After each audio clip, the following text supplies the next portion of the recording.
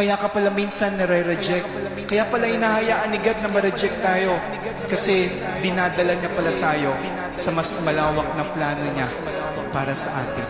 Baka kaya ko sinasara minsan sa atin yung ibang pintuan, yung mga maling pintuan, kasi meron palang inihahandang unique at tamang pintuan ng Diyos para sa ating lahat.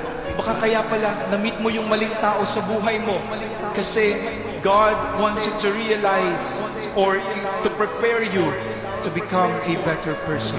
Baka kaya pala we meet some unfaithful friends kasi ang gusto ng Diyos, matutunan natin yung kahalagahan ng pagpapahalaga sa pagkakaibigan.